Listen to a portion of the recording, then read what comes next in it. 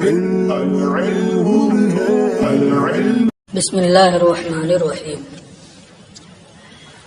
وَهِيَ أَرْبَعَةٌ الخاص والعام والمشترک والمؤول.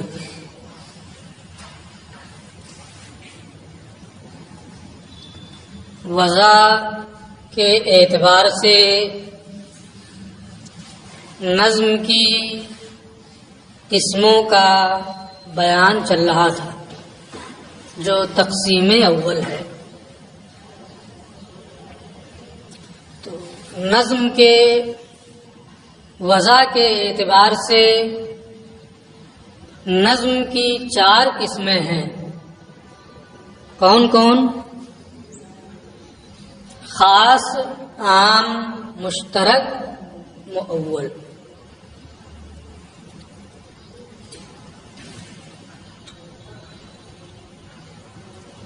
دلیل حصر کیا ہے کہ وضع کے اعتبار سے نظم کی 4 قسمیں ہیں، اس کو آگے یہ بتا رہے ہیں. لأن اللفظ اما ان يدل على معنى واحد او اکثر. کیونکہ لفظ وضع کے اعتبار سے یا تو ایک معنی پر دلالت کر رہا ہوگا یا ایک سے زیادہ معنی پر اس کی دلالت ہو رہی ہوگی. 2 حالتیں ہیں، یا تو وضع کے اعتبار سے لفظ ایک معنی پر دلالت کرے گا یا ایک سے زیادہ معنی پر وہ دلالت کرے گا. فَإِنْ كَانَ الْأَوَّلُ، اگر پہلی صورت ہے یعنی وضع کے اعتبار سے ایک معنی پر اگر لفظ کی دلالت ہو رہی ہے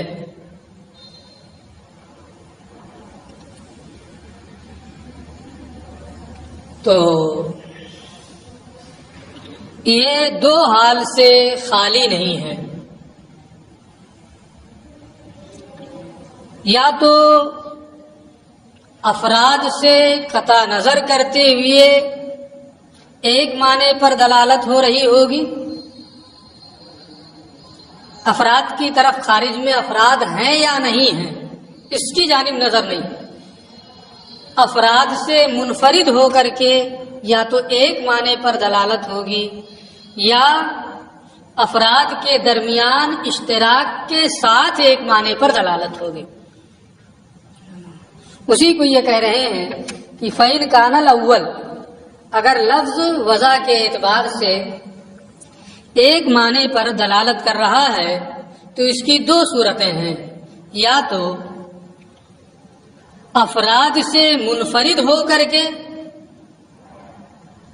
ایک معنی پر دلالت کرے گا. افراد سے منفرد ہو کر کے کیا مطلب؟ یعنی خارج میں اس کے افراد ہیں یا نہیں ہیں اس سے کوئی بحث نہیں. خارج میں اس کے افراد ہیں یا نہیں ہیں اس سے کوئی بحث ہی نہیں ہے. اس سے صرف نظر کرتے ہوئے، اس سے قطع نظر کرتے ہوئے لفظ کی دلالت ایک معنی پر ہو رہی ہوگی تو وہ کیا ہے؟ خاص. او ان يدل مع الاشتراک بین الافراد، یا افراد کے درمیان اشتراک کے ساتھ ایک معنی پر دلالت ہو رہی ہوگی.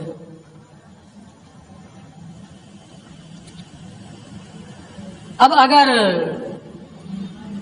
افراد کے درمیانی خارج میں اس کے افراد ہیں، وضع کے اعتبار سے وہ لفظ ان افراد پر دلالت کر رہا ہے تو افراد کے درمیان اشتراک کے ساتھ یا تو اس لفظ کی دلالت اس ایک معنی پر ہو رہی ہوگی. فولا، تو اس کو کیا کہیں گے؟ عام کہیں گے. جیسے زید ہے، خارج میں اس کے افراد پائے جاتے ہیں کہ نہیں پائے جاتے ہیں اس سے قطع نظر، وہ کیا ہے؟ خاص ہے. انسان کس کو کہتے ہیں؟ حیوان ناطق کو کہتے ہیں، آپ کہہ لیجیے.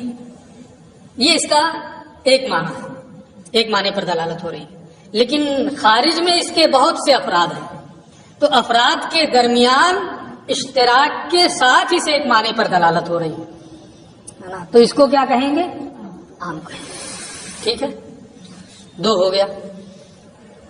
وَإِنْ كَانَ الثَّانِي، اور اگر کئی معنوں پر، کثیر معنوں پر وضع کے اعتبار سے لفظ کی دلالت ہو رہی ہے تو یہ بھی دو حال سے خالی نہیں. اگر کئی معنوں پر وضع کے اعتبار سے اس کی دلالت ہو رہی ہے فَإِمَّا أَن يَتَرَجَّحَ أَحَدُ مَعَانِيهِ بِالتَّأْوِيلِ أَوْ لَا، بعد میں آئے گا. تو یا تو اس کے مختلف معنی میں سے کوئی ایک معنی تاویل کے ذریعے سے راجح ہو جائے گا.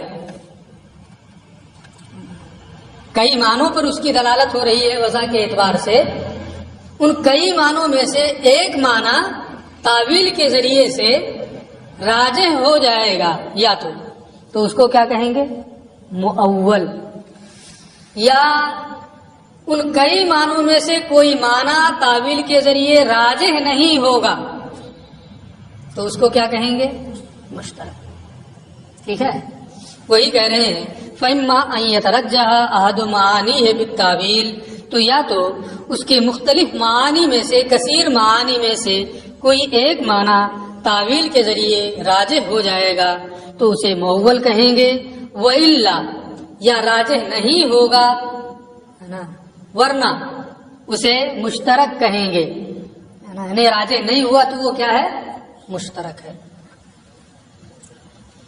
اب ایک دوسری چیز یہ بتا رہے ہیں، جو اتنی چیزیں تو آپ ابھی اجمال ہی ہے، لیکن اتنی چیزیں تو آپ اصول شاذی میں بھی پڑھیں.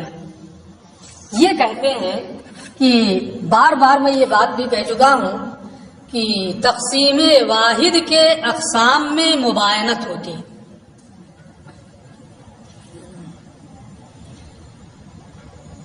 یہاں مشترک اور مؤول اس میں تباین ہے.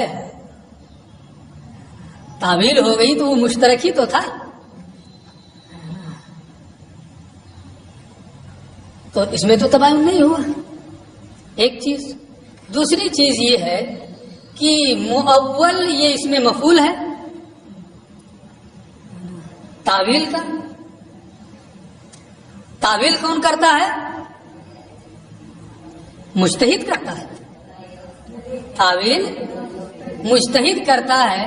تو جب تعویل یہ مجتہد کا کام ہے تو مؤول یہ نظم کی قسم کیسے ہو گیا؟ اسے تو مجتہد سے متعلق ہونا چاہیے، ہے نا. یہ نظم کی قسم کیسے ہے؟ یہ تو مجتہد کی شان ہے، مجتہد کا کام ہے. اس لیے مؤول کو نظم کی قسم میں شمار نہیں کرنا چاہیے. یہاں یہ چیز ہے، اسی کو یہ بتا رہے ہیں کہ اس میں اس کا جواب کیا ہوگا اور کیسے مؤول کو نظم کی قسم میں شمار کیا گیا ہے وضع کے اعتبار سے. فالمؤول، لہذا مؤول حقیقت میں انما ہوا من اقسام المشترک، مؤول یہ مشترک کی اقسام میں سے ہے. الذی دلّا صیغۃ و لغۃ، جو مشترک وضع کے اعتبار سے کثیر معنی پر دلالت کرتا ہے. یعنی مشترک کی دو قسمیں، یا تو اس کا کوئی ایک معنی راجح ہوگا یا نہیں ہوگا. اگر راجح ہو جائے تو مؤول، اور اگر راجح نہ ہو تو مشترک. ٹھیک ہے. اب ایک سوال کا جواب ہو گیا کہ مؤول یہ مشترک کی قسم ہے نا، اور قسم اور مقسم جو جس کی تقسیم ہوئی ہے ان کے درمیان تباین نہیں ہوتا ہے. کلمہ اور اس میں تباین ہوگا کہ کلمہ پایا جائے تو اسم نہ پایا جائے، اسم پایا جائے تو کلمہ نہ پایا جائے، تباین نہیں ہوگا۔ ایسے ہی مؤول یہ مشترک کی قسم ہے، اس لیے مشترک اور مؤول میں تباین نہیں ہوگا۔ پھر یہ ہوگا کہ جب یہ مشترک کی قسم ہے تو نظم کی قسم کیوں کہا گیا؟ یہ کہتے ہیں قسم کی قسم ہوتی ہے۔ مشترک یہ وضع کے اعتبار سے نظم کی قسم ہے، اور مؤول یہ مشترک کی قسم ہے، لہذا مشترک کے واسطے سے مؤول نظم کی قسم ہے نا۔ اس لیے وضع کے اعتبار سے نظم کی قسم میں مؤول کو شمار کیا۔ ایک اعتراض کا جواب ہو گیا، اب دوسری کی طرف یہ اشارہ کریں گے۔ مؤول حقیقت میں یہ اس مشترک کی قسم میں سے ہے جو وضع کے اعتبار سے، صیغہ اور لغت کے اعتبار سے کثیر معنی پر دلالت کرتا ہے۔ وَإِنْ كَانَ مفعول فعل التاویل، اور اگرچہ مؤول فعل تاویل کا اسم مفعول ہے، الذی من شان المجتہد، جو مجتہد کا کام ہے، جو مجتہد کا کام ہے، تو تاویل تو مجتہد کا کام ہے، اس لیے اس کو نظم کی قسم میں نہیں رکھنا چاہیے۔ یہ کہتے ہیں کہ اگرچہ مؤول یہ تاویل کا اسم مفعول ہے اور تاویل یہ مجتہد کا کام ہے، پھر بھی مؤول کو یہ نظم کی قسم میں شمار کرنا درست ہے۔ کیوں؟ اس لیے کہ مؤول میں تاویل اگرچہ مجتہد کرتا ہے، لیکن کس کی؟ اسی مشترک کی جو کئی معنوں پر ہے نا دلالت کرتا ہے، اسی کی تو کرتا ہے۔ تو یہ حقیقت میں مؤول مشترک کی قسم ہوا، اور جب یہ مشترک کی قسم ہے تو اگرچہ تاویل یہ مجتہد کا کام ہے، لیکن مؤول کو مشترک کی قسم ہونے کی وجہ سے نظم کی قسموں میں شمار کرنا یہ درست ہے۔ اس کے علاوہ اور بھی کئی جوابات اس کے دیے گئے ہیں، یہاں انہوں نے اتنے ہی پر اکتفا کیا ہے۔ آگے پہلی قسم ہو گئی کہ وضع کے اعتبار سے نظم کی کتنی قسمیں ہیں؟ 4۔ تفصیل آئے گی، ہر ایک کی تعریف بھی آئے گی۔ خاص، عام، مشترک، مؤول۔ دوسری تقسیم والثانی، اور دوسری تقسیم فی وجوہ البیان بذالک النظم، اس نظم کے بیان اور ظہور کی قسموں کے بیان میں ہے۔ یہاں بیان کی ظہور کے معنی میں اس نظم کے ظاہر ہونے کی قسموں کے بیان میں ہے، یعنی التقسیم الثانی، یعنی دوسری تقسیم فی طرق ظہور المعنی وخفائہ بذالک النظم المذکور فی التقسیم الاول من الخاص والعام، یعنی دوسری تقسیم معنی کے ظاہر ہونے اور معنی کے پوشیدہ ہونے کی قسموں کے بیان میں ہے۔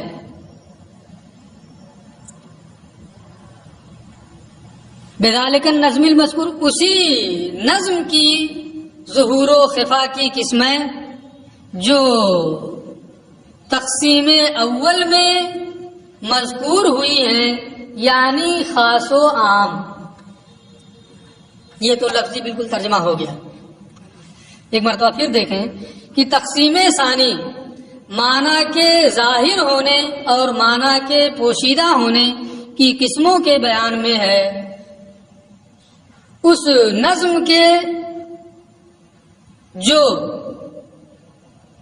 تقسیم اول میں خاص و عام میں گزر چکی ہے.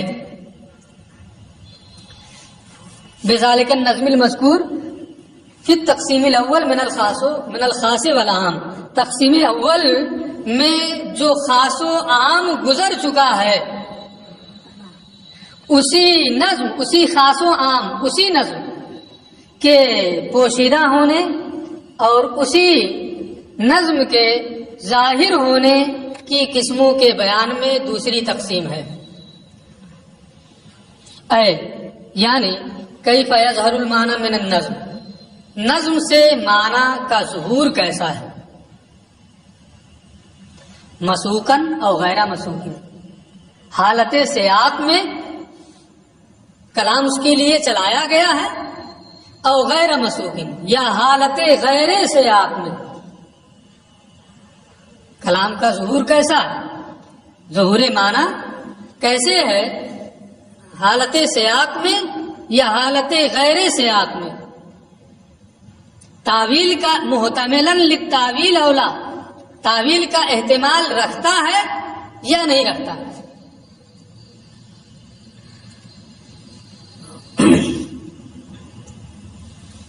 یہ ایک صورت ہوئی کہ معنی کا ظہور جو ہے وہ حالت سیاق میں یا حالت غیر سیاق میں محتمل تعویل ہو کر کے یا غیر محتمل تعویل ہو کر کے کس طریقے سے معنی کا ظہور ہے.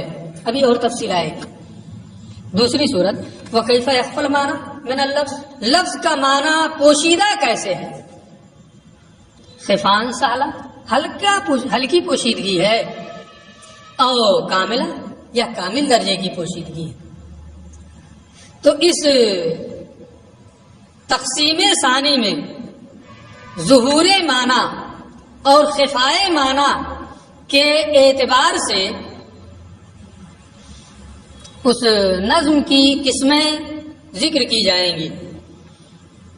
وہ اب یہ کہتے ہیں دو صورتیں ہو گئی نا، معنی کا ظاہر ہونا اور معنی کا خفی ہونا. نظم کے معنی کا ظہور حالت سیاق یا غیر حالت سیاق میں محتمل تعویل ہو کر یا غیر محتمل تعویل ہو کر کے ہے، کیسا ہے اس کا بیان. وہ اور اس کی چار قسمیں ہیں: ظاہر، نص، مفسر، محکم. دوسری تقسیم میں یہ چار قسمیں ہیں. اولاً لأنہ، کیونکہ ان ظہر معناہ، لفظ جو ہے، نظم جو ہے، اگر اس کا معنی یا تو اس کا معنی ظاہر ہوگا، لأنہ ان ظہر معناہ، کیونکہ لفظ کا معنی اگر ظاہر ہے، فإما ان يحتمل التاویل اولا، تو یا تو وہ لفظ تعویل کا احتمال رکھے گا یا تعویل کا احتمال نہیں رکھے گا.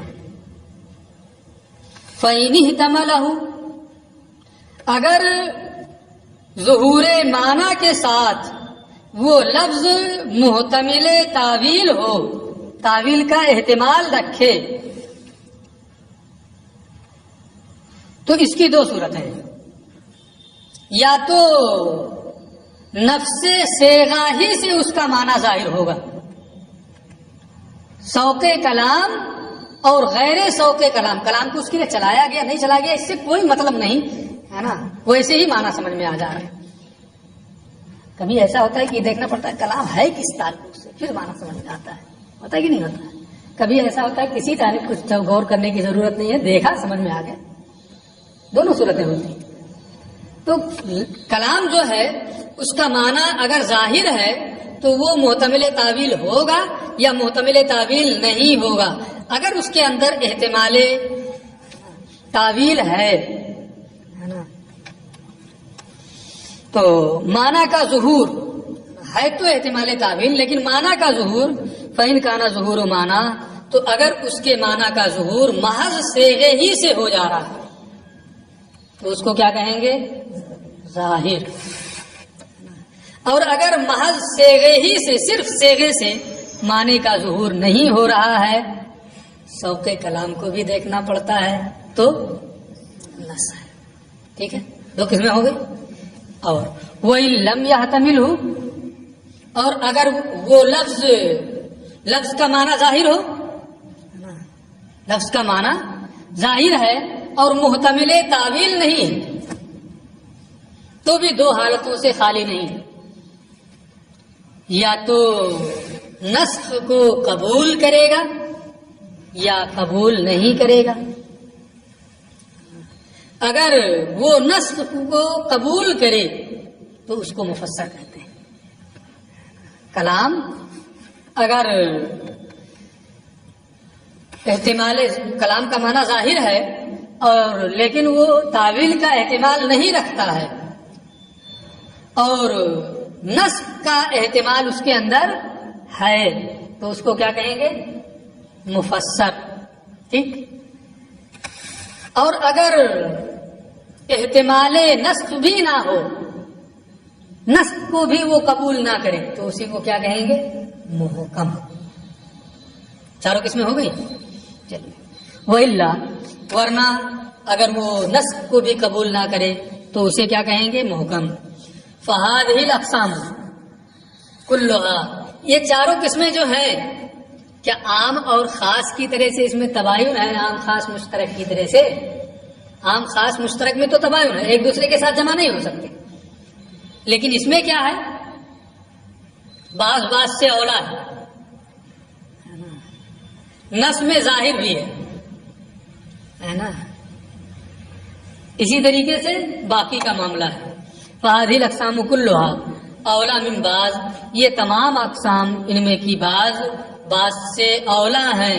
فَيُوجَدُ الْأَدْنَى فِي الْأَعْلَى, اور ادنا اعلیٰ میں پایا جا رہا ہے. تو یہ کیسی اقسام ہیں کہ ان میں تباین ہی نہیں, ایک دوسرے میں پائے جاتے ہیں. اقسام میں تو تباین ہوتا ہے. یہ کہتے ہیں وَلَا تَبَايُنَ بَيْنَهُمَا, خود کہہ رہے ہیں ان میں کوئی تباین نہیں. اب تو پھر ہوگا کہ جب تباین نہیں تو اقسام کیسے؟ یہ کہتے ہیں وَإِنَّمَا التَّبَايُنُ بِحَسْبِ الْاعْتِبَارِ, ان اقسام کے درمیان تباین صرف اعتباری ہے. یعنی ایک میں ظہور معنی ہے اور احتمال تعویل ہے لیکن ظہور معنی نفس صیغہ سے, اور ایک میں ظہور معنی سوق کلام, ایک میں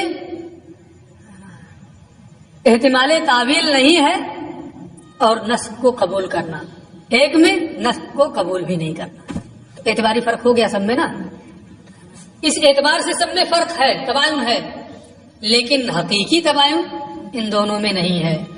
چونکہ ان اقسام میں 4 اقسام میں حقیقی تباین نہیں ہے, اسی لیے اس کے تقابل میں 4 کو ذکر کیا. پہلے والے میں تباین ہے اس لیے وہاں تقابل کا تذکرہ نہیں ہے. یہاں ان 4 اقسام میں حقیقتاً تباین نہیں ہے, اس لیے اس کے مقابل بھی 4 کو ذکر کیا جاتا ہے. خفی, مشکل, مجمل, متشابہ, ہے نا, اس کا بیان آ رہا ہے. بخلاف الخاص مع العام والمشترک, برخلاف خاص کے عام اور مشترک کے ساتھ. فإنها متقابلة بنفسها, کیونکہ وہ آپس میں ایک دوسرے کے مقابل ہیں, یعنی ان میں تباین پایا جا رہا ہے, یہاں تباین نہیں ہے. چونکہ وہاں تباین پایا جا رہا ہے فلہذا اسی وجہ سے لم یذکر المقابلہ فی التقسیم الاول, تقسیم اول میں صاحب منار نے مقابل کو ذکر نہیں کیا, کیونکہ وہاں تباین ہے تو مقابل کو ذکر کرنے کی ضرورت نہیں ہے. وذکر فی الثانی فقط, اور صرف دوسرے میں ذکر کیا کیونکہ یہاں تباین نہیں پایا جا رہا. فقال, اور انہوں نے یہ فرمایا وَلِهَٰذِهِ الْأَرْبَعَةِ أَرْبَعَةٌ تُقَابِلُهَا, اور یہ 4 قسمیں جو ہیں ظاہر, نص, مفسر, محکم, 4 ان کے مقابل بھی ہیں. وَلِهَٰذِهِ الْأَرْبَعَةِ, اور ان 4 کے لیے 4 مقابل بھی ہیں. اے لِهَٰذِهِ الْأَقْسَامِ الْأَرْبَعَةِ لِلظُّهُورِ اقسام اخر تقابلها فی الخفاء, یعنی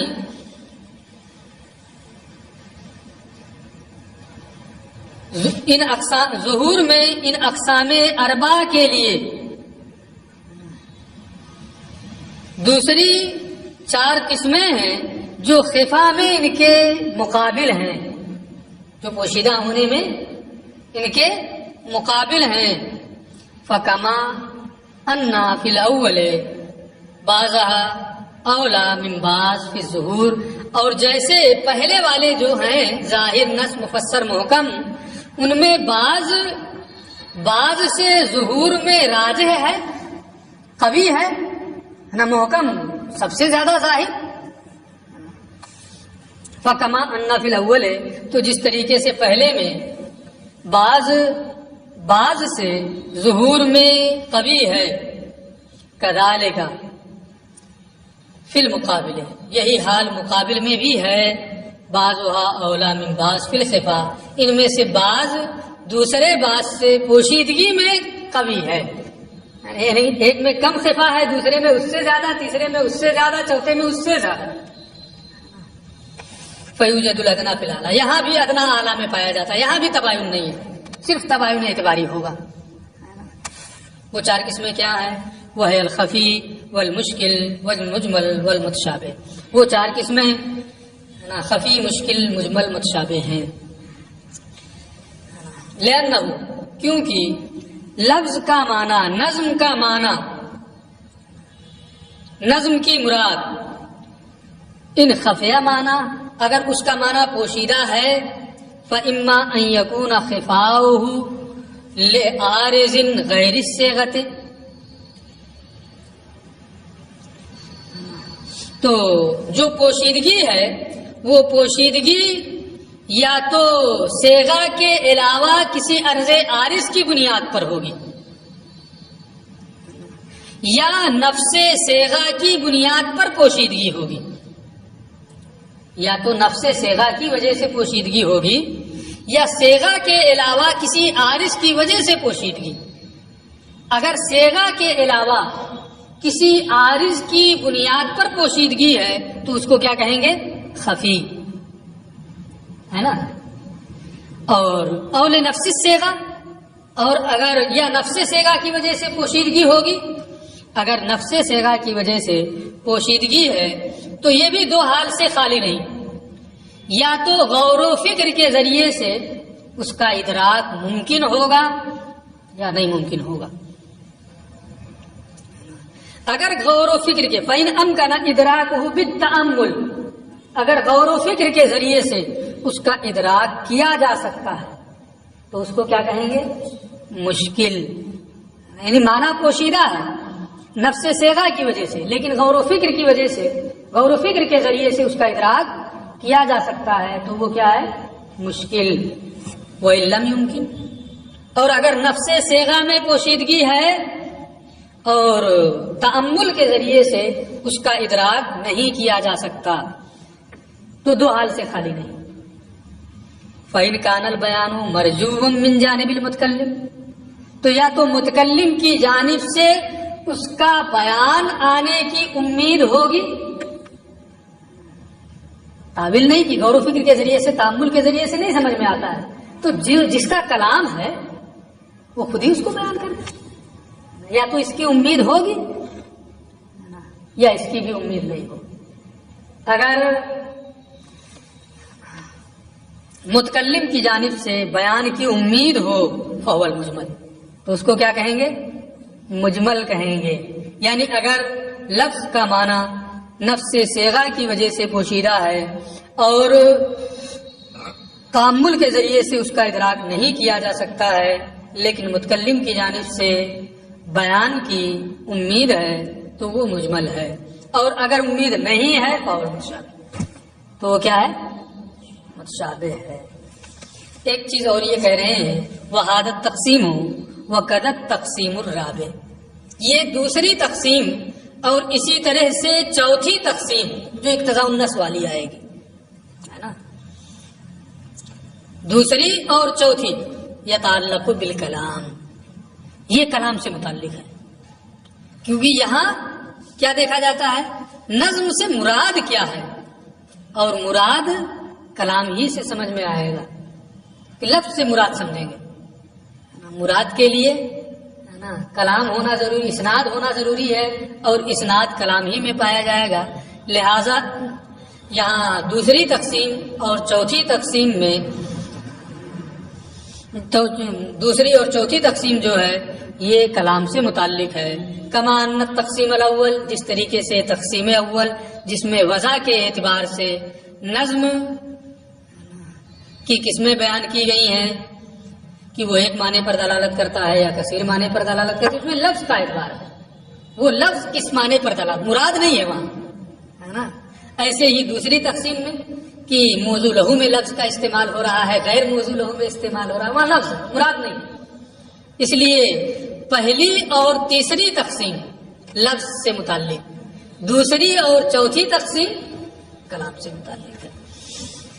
یہ تقسیم اور اسی طرح چوتھی تقسیم کلام سے متعلق ہے، جیسے تقسیم اول اور تقسیم ثالث کلمہ سے متعلق ہے. کما ہوا ظاہر، یہ بہت ہی ظاہر بات ہے، بہت زیادہ اس میں ہے نا پڑھنے کی ضرورت نہیں ہے.